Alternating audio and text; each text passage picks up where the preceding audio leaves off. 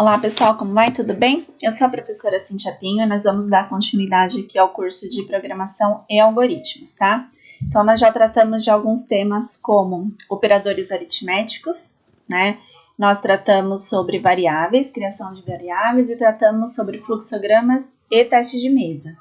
A nossa temática de hoje vai ser falar sobre operadores lógicos e relacionais, tá? Então esse é o assunto da aula de hoje. Então esse é o nosso tema, tá? Antes de qualquer coisa, ficaram alguns operadores aritméticos que nós não tratamos deles ainda. Então, nós tratamos a adição, que é representada pelo sinal de mais, a subtração, que é representada pelo sinal de menos, a multiplicação pelo asterisco, tá?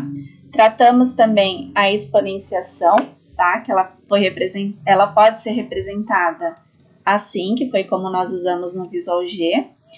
2 asterisco, dependendo da linguagem da programação, ela também pode aparecer no formato de função, com a palavra pot, e entre parênteses eu coloco a variável que representa a base e aqui a variável que representa o expoente. Então, a gente pode achar dessa forma.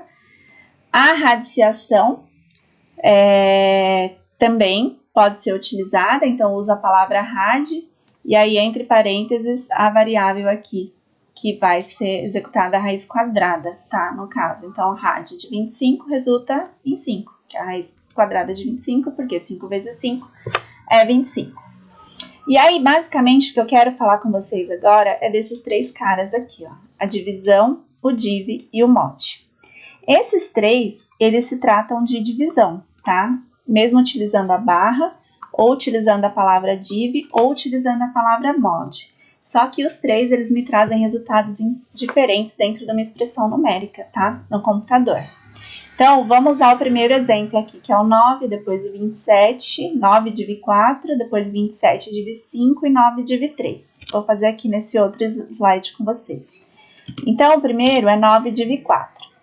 Então, eu tenho várias possibilidades. Então, vou fazer a divisão aqui. Então, 9 dividido por 4. Se a gente for fazer isso na mão, a gente sabe que 4 vezes 2 é 8 e isso daqui vai restar 1, tá? Então, esse daqui é o meu dividendo, esse aqui é o meu... Esse é o dividendo, né? Esse daqui é o meu quociente. Então, 9 dividido por 4 vai dar como resultado aqui 2 e resto 1. E aí que vem, né? O que eu estou usando? Eu estou usando o div, eu estou usando o mod, ou eu estou usando a barra. Para qualquer um deles, eu vou pegar resultados diferentes, tá? Um outro resultado que pode dar aqui é o resultado decimal, se for com vírgula, tá? Então, vou fazer 9 dividido por 4, usando a barra. Aqui vai ser diferente, tá? Então, eu tenho resultado, quando eu uso a barra, significa que eu quero resultado com vírgula. Então, eu vou colocar 4 dividido por 2, aí aqui dá resto 1, vou colocar um 0 aqui e vírgula, certo? Aí, vou colocar lá 4 vezes 2 de novo, 4 vezes 2, 8, vai dar resto 2, certo? E aí, vou colocar mais um 0 aqui, e aí 4 vezes 5 vai dar 20. Aí, acabou. Ah, então, eu tenho 2,25. Então, olha quantas possibilidades de respostas, né? Eu vou ter aqui, ou vai dar 1, ou vai dar 2, ou 2,25. Isso dependendo de qual operador que eu estou utilizando, a barra, o mod ou o div. Se eu estiver utilizando o div, o meu resultado vai ser 2. Porque o div, ele pega o resultado inteiro. Se eu estiver usando a barra, ele vai me dar como resultado 2,25.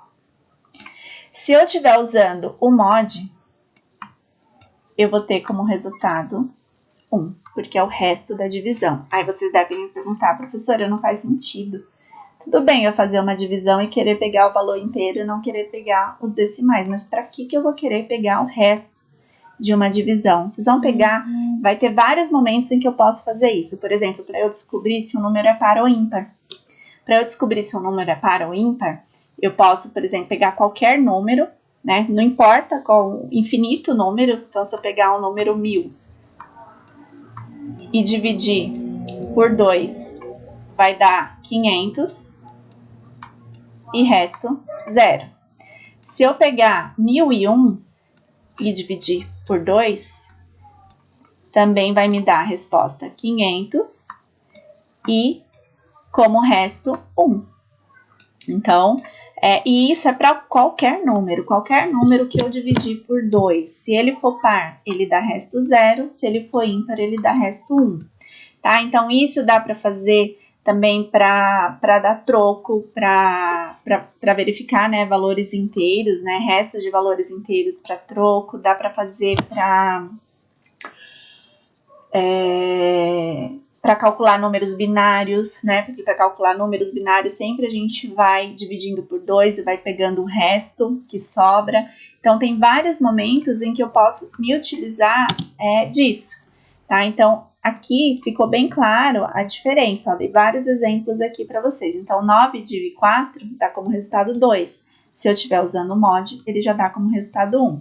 Aí, o próximo exemplo é o 27 mod 5. 27, aqui, ó, mod 5, ou 27 dividido 5, ou 27 dividido por 5. Então, cada um, ele vai dar um resultado diferente também, tá? Então, vamos fazer só mais esse. Que aí, se eu tiver alguma dúvida, já zera, tá? Essa dúvida aqui. Então, vamos fazer o 27 por 5. Então, vamos lá, deixa eu pegar a caneta de volta. Então, eu tenho aqui 27 dividido por 5. Vamos fazer tudo, o div, o mod e a barra. Então, 5 vezes quanto dá um número próximo de 27? Então, eu sei, né, que 5 vezes 5 é 25 e vai me dar resto 2. Bom, eu já tenho aqui o resultado se for div e eu tenho o resultado se for mod. Se for div, eu quero o resultado inteiro, que vai dar 5. Se for mod, eu quero o resto, que vai ser 2. Agora, se for barra, se o meu operador for barra lá no meu algoritmo, quer dizer que eu quero o número decimal.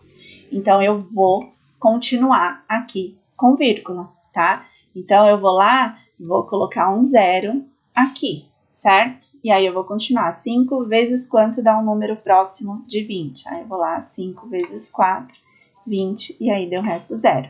E aí, daria 5,24, ou 5,4, desculpa, se for barra, certo? Então, essa é a diferença, gente. Então, vocês vão encontrar operadores com barra, operadores usando a palavra div e operadores usando o mod. Então, vocês precisam entender muito bem essa diferença, né? Então, se eu tiver 9 dividido por 3, aí já é outra coisa, tá? Então, tenho 9 dividido por 3. 9 dividido por 3, a gente sabe que dá 3 e resto 0. Então, se for barra, vai dar 3 também. Eu posso até colocar 3.0, porque ele representa o número decimal, quando eu tenho barra. Se for o div, vai dar 3.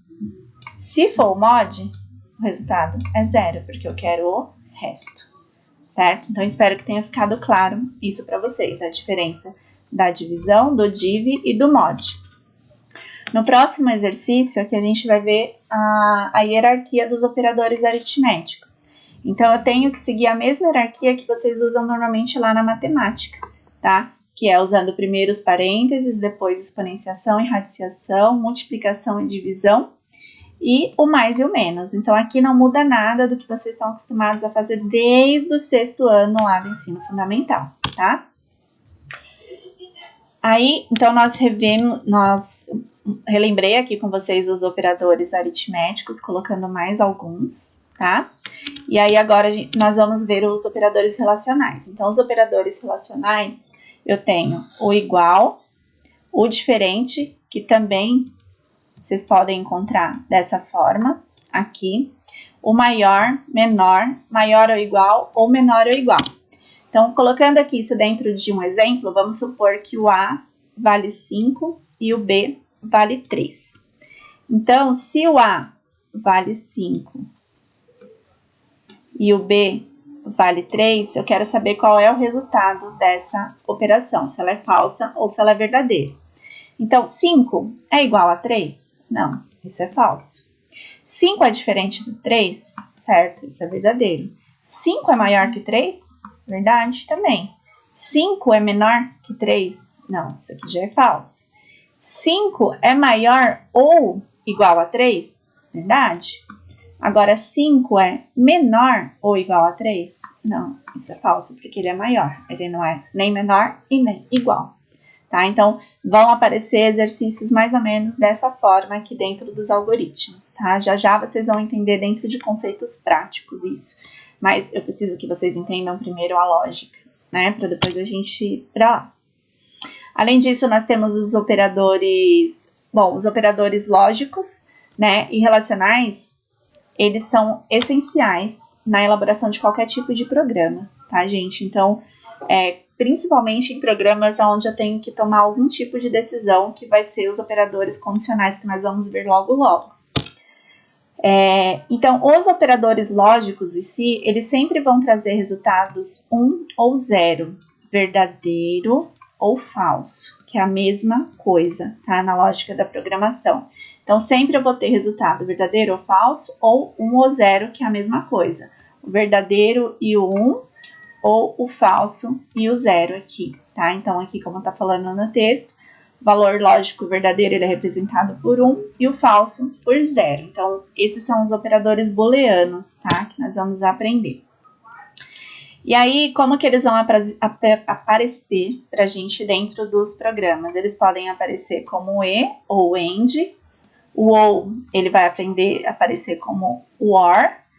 O não, ele pode aparecer como not, mas também tem os símbolos que a gente vai ver, né, depois. E o show, que também pode ser encontrado como short. Aí essa parte aqui eu já vou mostrar para vocês, através da tabela verdade, como que esses operadores eles se relacionam, tá? Então, a tabela verdade é essa daqui. Tá? Então, essa tabela ela é muito, muito importante, não só aqui na lógica de programação, mas em matemática vocês veem isso. Quando vocês vão prestar concurso público, qualquer tipo de área de nível médio, de nível médio, técnico ou superior, tem exercícios lógicos que utilizam essa tabela verdade. Então, é importante que vocês saibam ela de cor e salteado, isso é muito importante. Tá? Não só para quem vai seguir só para informática, tá? Ela é muito utilizada. Então, dentro do operador e, eu tenho vários casos de combinações entre verdadeiros ou falsos. Uma coisa que vocês podem ter certeza é que quando eu uso, né, a sentença do e, eu só vou ter como resultado verdadeiro no final se todas as sentenças forem verdadeiras, tá? Se qualquer uma das sentenças for falsa, ele vai trazer como resultados falsos. Já já eu dou um exemplo para vocês. O operador ou, qualquer uma das sentenças, se for verdadeiro, ele já dá verdadeiro. Então, verdadeiro, verdadeiro, verdadeiro, verdadeiro ou falso, ele também dá verdadeiro. Falso ou verdadeiro, ele dá verdadeiro. A única forma dele dar falso é se ele for falso e falso. Diferente aqui, ó, do e, tá? Então, vocês podem ver que todas as possibilidades aqui são falsas, né? Se eles forem diferentes ou falsos. A única forma dele ser verdadeiro é as duas sentenças serem verdadeiras, diferente daqui, tá? Que eu tenho elas sendo as duas verdadeiras também, aqui como no e como no ou, mas se pelo menos uma for verdadeira, ela é verdadeira. Eu vou dar um exemplo para vocês bem bobo. Então, vamos supor que eu tenho uma lâmpada, certo? Numa casa, tá? Que ela precisa lá saquear o teto da casa. E aí eu tenho lá uma lâmpada que precisa ser acesa. Então, vamos supor, vamos primeiro fazer aqui no operador e, que eu tenho aqui eu tenho os fios que ligam essa lâmpada aqui, certo? Então, eu tenho aqui o fio que é o positivo e eu tenho aqui o fio que é o negativo, que liga essa lâmpada. Aí vamos supor que eu tenho um interruptor aqui que liga e eu tenho um interruptor aqui. A gente sabe que para a passagem de corrente, para trazer energia aqui para essa lâmpada, eu preciso que tenha ligado o positivo e o negativo ao mesmo tempo para essa lâmpada ser ligada. Se só esse interruptor estiver ligado ou se só esse interruptor estiver ligado, não vai fazer diferença nenhuma. Ela não vai acender. Eu preciso ligar os dois interruptores para que essa lâmpada acenda, tá? Então, é exatamente o e. aqui, ó, os dois têm que estar ligados para acender a lâmpada. Se um tiver ligado e o outro tiver desligado, ela não acende. Se esse estiver desligado e esse estiver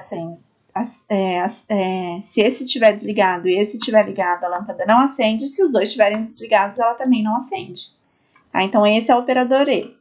E aí, usando o mesmo conceito de lâmpada, vamos supor que eu tenho uma escada aqui numa casa.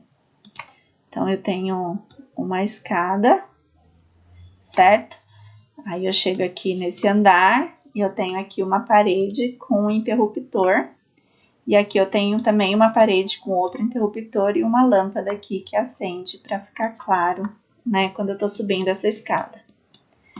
Nesse caso, esses dois interruptores aqui, ele tem os dois fios, o positivo e o negativo, tá? Então, tá o positivo e o negativo e os dois se conectam aqui na lâmpada, tá? Aqui e aqui também. Os dois têm o positivo e o negativo. Então, tanto faz. Se eu acender só esse interruptor, o positivo e o negativo aqui já vai estar ligado e ele vai acender a lâmpada. Se eu tiver aqui em cima, nesse primeiro andar, eu tenho o positivo e o negativo. Se eu acender esse interruptor, ele liga a lâmpada também. Então, tanto faz. Ou esse ou esse. Então, isso pode acontecer até aí na casa de vocês, por exemplo.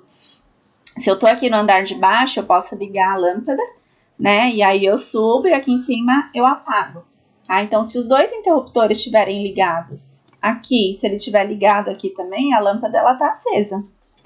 Se eu desligar em qualquer um dos lugares, né? Se eu desligar aqui, mas aqui ficar ligado, ela continua acesa, porque um deles está mandando energia aqui para a lâmpada. A única forma dessa lâmpada apagar é os dois interruptores estarem desligados, que é o contrário aqui do E. Então, se os dois no andar de baixo e de cima estiver ligado, a lâmpada acende. No de baixo ou no de cima, a lâmpada acende. No de cima ou no de baixo, a lâmpada acende. A única forma dela não acender é falso ou falso. Essa é uma das formas, tá? O show, ele é utilizado só quando só vai dar verdadeiro quando os dois operadores forem diferentes. Aí eu já vou dar outros exemplos para vocês. Eu só vou ter caso verdadeiro se tudo for diferente. Por exemplo, vamos supor que eu quero fazer um triângulo escaleno. Então, a gente sabe que um triângulo escaleno, ele tem 3 lados diferentes. Então, por exemplo, aqui é 2, aqui tem tamanho 3 e aqui tem tamanho 4. Esse é um triângulo escaleno.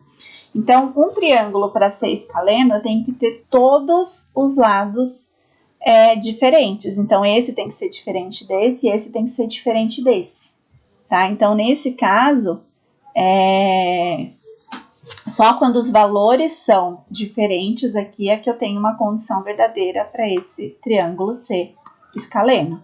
Então, é mais ou menos uma forma que a gente vai fazer na prática depois, né, que eu estou lembrando agora para dar como exemplo, mas pensem no show, que se as duas sentenças forem verdadeiras, ele sempre vai dar falso. Ele sempre vai dar verdadeiro se os dois forem diferentes. O operador não é simplesmente uma negação, tá? Então, se é verdadeiro, eu vou negar o verdadeiro, ele se torna falso, e se é falso, eu nego o falso, e isso se torna verdadeiro, tá? Mais exemplos aqui do E e do OU, que é o que vocês mais vão achar por aí. Por exemplo, no E. Vamos supor que eu vou fazer um cadastro na internet, tá? Então, eu tenho lá um formulário, tá, de cadastro na internet. E eu tenho campos que são obrigatórios e campos que não são obrigatórios para eu fazer esse cadastro na internet. E aí eu fui lá fazer o cadastro, eu tenho que preencher o meu nome, o meu CPF, o meu RG, né? E a minha senha.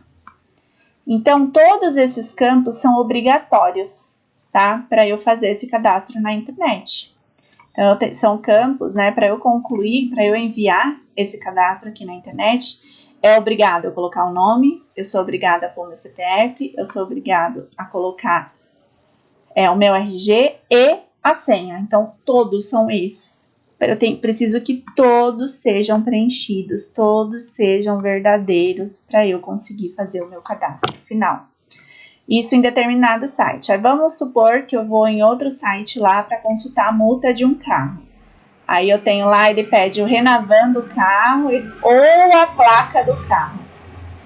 Ou um ou o outro, para fazer o cadastro, para eu consultar uma multa. Então, digite o Renavan ou digite a placa. Aí é um operador ou, porque tanto faz. Se ele preencher esse campo ou esse, ele vai conseguir ir para a próxima página, diferente dessa. Que para fazer um cadastro de um site qualquer, eu preciso que eu preencha todos esses campos. Então, aqui é o E, né? E aqui é o OU. Tá? Então, tô reforçando mais esses dois, porque é o que mais vocês vão ver aí nos sisteminhas que a gente vai fazer, tá? Então, precisa estar muito claro para vocês o funcionamento desses dois. Na próxima aula, a gente vai fazer alguns exercícios na prática, que vai ficar mais fácil ainda para vocês entenderem, tá? Tanto os operadores lógicos, né, como os operadores relacionais, que são esses aqui que a gente vai utilizar. Só que eles vão estar atrelados também com o operador aritmético.